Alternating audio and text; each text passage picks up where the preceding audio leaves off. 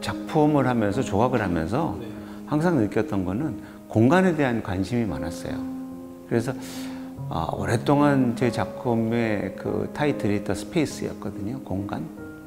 그런데 코스모스라는 주제는 그 스페이스라는 타이틀을 정하기 훨씬 전부터, 아주 어려서부터, 우리 사춘기 때 그런 생각 하잖아요. 나는 뭐 어디서 태어났을까, 어디서 왔을까, 어디로 갈까. 그 다음에 우리 어렸을 때 뭐 UFO 얘기 나오고 화성인 얘기 나오고 이런 얘기 할 때부터 내가 살고 있는 우주의 끝은 어딜까? 이거는 저뿐만이 아니라 모든 사람들이 항상 궁금해하는 건데, 그거하고 연계해서 그 우주에 대한 관심이죠. 그건 앞으로도 지속될 겁니다. 죽을 때까지.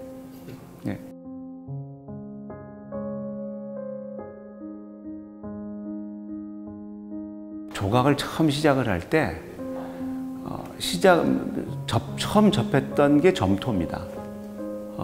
조각을 하겠다고 그랬을 때 국립박물관에 가서 처음에 본 게 빗살무늬 토기예요.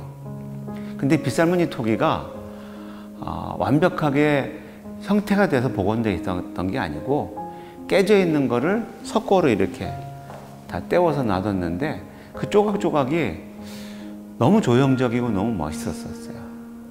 그동안에 조각을 하면서 인체 작업도 하고 조형적인 작업을 하면서 쭉 해와서 이게 이제 그 완성 단계입니다. 다시 조각을 다시 모으는. 그래서 조각을 다시 모아진 게 시간하고 공간에서 다시 재창조돼 가지고 우주가 만들어지는 거죠. 그러니까 어떤 사람들은 이렇게 만들어 놓고 난 다음에 이게 뭘로 보이냐 그러면 하늘에서 내려다본 마을이요? 저 골목골목들이 보이고, 그러니까 그건 보는 사람에 따라서 달라질 수 있고, 제 입장에서는 저게 하나의 세포일 수도 있고 또 하나의 태양계일 수도 있고, 그러니까 코스모스라는 뜻이 우주라는 뜻도 있지만 질서라는 뜻도 있거든요. 그래서 저는 이게 질서 정연하게 맺혀서 가는 그 우주 자체가 질서 있게 움직이지 않으면 우리는 이미 이 지구는 이탈해서 파괴됐거나 어디로 굉장히 정교한 그 프로그램에 의해서 이 지구가 돌아가고 있다고 저는 생각을 하거든요. 그러니까 그런 차원에서 저는 작업을 어떤 그 과거의 이 역사 또 빗살무늬 토기하고 연계해서 기록하고 있다고 생각을 하는 거죠.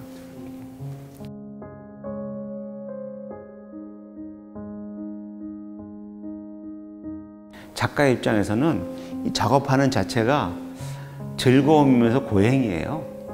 점토를 밀어서 또 시간이 지나서 말려서 또 잘라서 구워서 또 잘라서 이거를 붙이고 하는 시간들이, 일련의 시간들이 이게 정말 애로운 작업이거든요. 그리고 혼자 해야 되는 작업이고, 이거를 붙일 때마다 여기다가 이 색깔을 붙여야 되고 저 색깔을 붙여야 되고 하는 계획을 하고 붙이는 게 아니라 그때 매 순간마다 내 판단에 의해서 그냥 붙이는 거거든요. 그러면서 혼자 이 작업하고 이 재료하고 저하고 대화하면서 하고 있는 거죠. 정말 재료하고 캔버스하고 저하고 고독하게 대화하면서 작업을 하는 겁니다. 일기 쓰듯이 하는 거죠. 그러니까 하루를 기록하는 거를 활자로 기록을 하는 게 아니라 내 생각을 여기다 집어넣어서 활자로 기록하듯이 여기다 점토를 붙이고 시간이 지나고 난 다음에 전체를 펼쳐놓고 보겠다는 기대를 가지고 있죠. 한 번에 펼쳐서 보겠다는 그런 꿈이나 기대를 가지고 있는 거죠.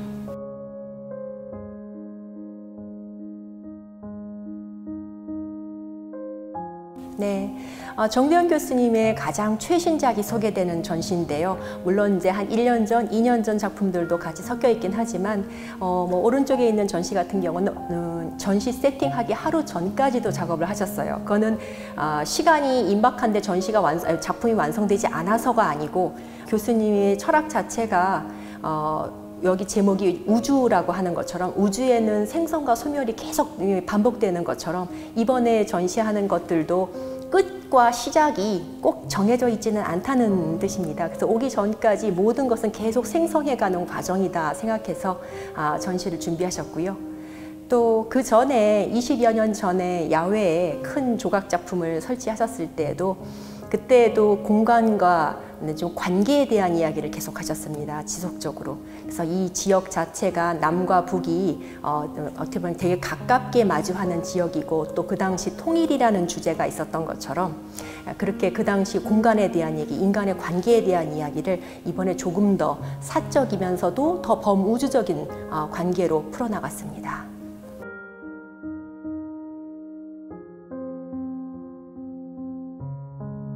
사실은 교수님 작품 같은 경우에는 이게 구상이 아니기 때문에 처음에 금방 이해가 되기 쉽지는 않으세요. 뭐 이를테면 사람의 인체의 모습이라던가 꽃이라던가 동물의 모습 같은 경우는 사람들이 편하게 이해할 수 있는데 이건 약간 더 추상에 가깝기 때문에 어떻게 보면은 그냥 뭐랄까 질감이라던가 구성면, 디자인적인 면 이런 것이 훨씬 더 많이 들어올 거예요. 그래서 이 안에 숨겨진 속뜻이 무엇인가라는 걸 너무 골치 아프게 생각하실 것 없이 편안하게 조감도를 보듯이 아니면 디자인적인 작품을 보듯이 심지어 공예적인 작품을 보는 것 같은 즐거움을 느끼시면서 보셨으면 좋겠습니다.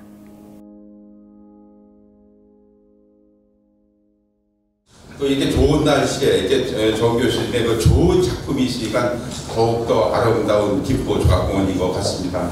이 김포 조각공원에 대해서는 정말로 자부심을 갖는 것이 산에다가 조각공원을 만들었다는 것 자체가 아마 그때 외국에서 오신 작가분들도 상당히 의미가 깊고 좀 거의 세계에서 보기 드문 훌륭한 조각공원이다 라는 말씀들을 많이 하십니다.